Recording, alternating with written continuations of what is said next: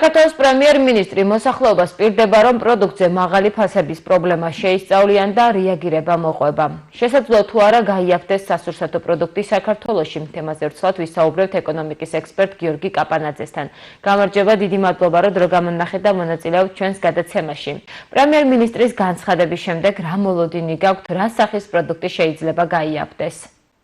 ჩემი აზრით ეს არის ერთ-ერთი უმნიშვნელოვანესი ინიციატივა გამომდინარე იქიდან, რომ ერთის მხრივ მოსახლეობა, საზოგადოება და თითოეული ჩვენგანი მუდმივად ხედავდით და საკუთარ ჯიბეებზე გრძნობდით, რომ ფასები ბოლო პერიოდში მუდმივად იზრდებოდა და მეორეს მხრივ ამ ყველაფერს ადასტურებდა სტატისტიკის ეროვნული სამსახურიც, როდესაც ინფლაციაში ერთ-ერთი ყველაზე მზარდი მიმართულება ყოველთვის იყო სურსათი. შესაბამისად, ამას უნდა ქონოდა ან ლოგიკური ახსნა და საერთაშორისო ბაზრებზე ფასის ზრდა, ან ეს უნდა ყოფილიყო გარკვეულწილად ხელოვნურად გაზრდილი ფასები, რომელიც ადგილობრივ ბაზარზე ხდებოდა. როგორც პრემიერმა აღნიშნა და განაცხადა, ამ მოკლევის ფარგლებში გამოიკვეთან, რომ ადგილობრივ ბაზარზე ძირითადად რიტეილ სექტორის სუპერმარკეტები ზრდიან ფასს იმისათვის, რომ მათ მიიღონ მაქსიმალურად მაღალი მოგება. ამ ყველაფერს მე ვფიქრობ, რომ ჭირდება სრულყოფილი და ეფექტური შესწავლა საკითხის. მოდი გამოძიებას არ დავარქმევ და დავარქმევ საკითხის შესწავლას და ამ შემთხვევაში რა პრობლემებიც გამოიკვეთება და თუ კი ფაქტია, რომ ძალიან მაღალ მარჟებზე მუშაობენ სუპერმარკეტები, თუ კი ფაქტია, რომ ადგილი აქვს კარტელურ გარიგებებს, მე ვფიქრობ, რომ უნდა მოყვეს ამ ყველაფერს ესე ვთქვათ, რეაგირება ხელისუფლების შესაბამისი შტოების მხრიდან. კიდევ ერთხელ აღვნიშნავ, რომ ჩემი აზრით საბაზრო ეკონომიკა გვაქვს ჩვენ და უნდა გქონდეს, მაგრამ საბაზრო ეკონომიკა და თავისუფალი ეკონომიკა არ ნიშნავს იმას, რომ ბიზნესი გამდიდრდეს და ბიზნესმა მიიღოს მაღალი მოგება კარტელური გარიგებებისა თუ საზოგადოების ჩაგვრის ხარჯზე. ყველა საბაზრო ეკონომიკას თან ახლავს გარკვეული რეგულაციები, იგივე ევროპის ქვეყნებში საკმაოდ ბევრი რეგულაციაა იმისათვის, რომ მომხმარებელი იყოს დაცული. და თუ ჩვენთან გამოიკვეთა, რომ მომხმარებელი დაცული არ არის და ბაზარზე ადგილი აქვს, კიდევ ერთხელ განმეორდები კარტელურ გარიგებებს, ამ შემთხვევაში უკვე სამართლებრივი ან სხვა რეაგირებები აუცილებელი იქნება. კარტელული გარიგება ახსენეთ და ფიქრობთ, რომ სუპერმარკეტების ხელმძღვანელები ერთმანეთში არიან შეთანხმებულები ფასებთან დაკავშირებით, რადგან თითქმის ყველა მაღაზიაში ერთი და იგივე ფასი აქვს პროდუქტებს, თუ კონკრეტულ სახეობაზე მაღაზიას გარკვეული აქცია ან ფასდაკლება არ აქვს. კი ბატონო, ალბათ ეს იყო მიზეზი იმისა, რის გამოც პრემიერმა გააკეთა განცხადება, ანუ ერთნაირი ფასები, მსგავსი მიდგომა სხვადასხვა პროდუქციაზე ერთი და იგივე, ან ძალიან მცირედად განსხვავებული ფასები, თითქმის ყველა სუპერმარკეტში, ალბათ ეს იყო მიზეზი, რამაც აფიქრებინა, რომ შესაძლოა ადგილი ქონა კარტელურ გარიგებას.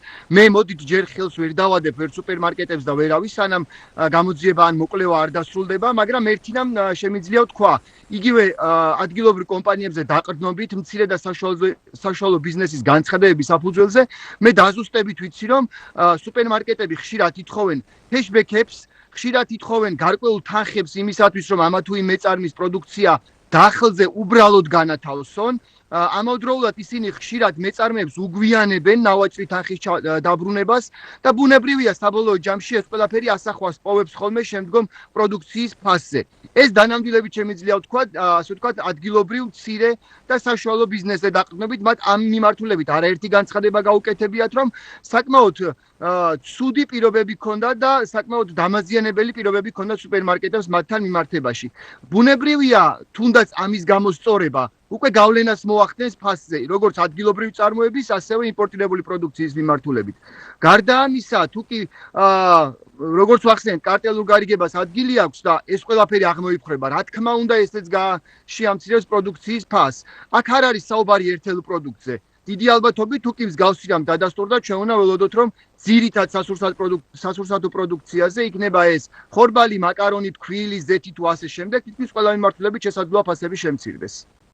იმპორტირებული პროდუქტი, რომ ევროპაში გაცილებით იაფია, ეს ან საკუთარი თვალით გვინახავს საზღვარგარეთ, ან და ხშირად ევროპული ქალაქების სუპერმარკეტებიდან ქართველები დებენ ხოლმე ფოტოებს, რამდენად იაფი ღირს სურსათი, თუნდაც რძე 80 ცენტი 1 ევროც არ ღირს და სხვა სახის პროდუქტი. ამ დეტალებზეც ისაუბრა პრემიერ-მინისტრმა. რატომ არის ასეთი სხვაობა საინტერესო არის?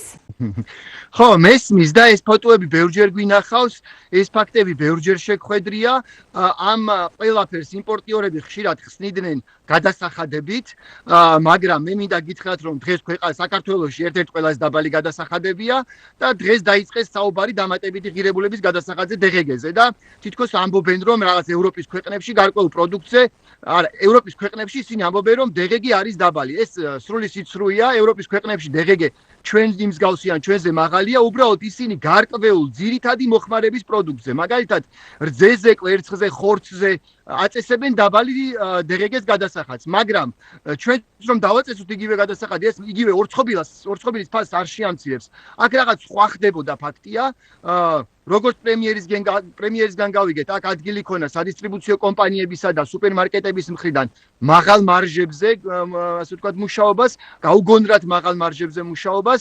მოდით კიდევ ერთხელ ვიტყვი, დაველოდოთ მოკვლევას, მაგრამ ფაქტია, რომ ხარვეზები არსებობს. ფაქტია, რომ ხელოვნურად ფასები არის გაზრდილი და რა არის ამის მიზეზი, ამას ალბათ მოკვლევა ან გამოძიება დაადგენს. დიდი მადლობა, რომ მიიღეთ ჩვენს გადაცემაში მონაწილეობა, წარმატებას გისურვებთ. მადლობა და ნახვამდის.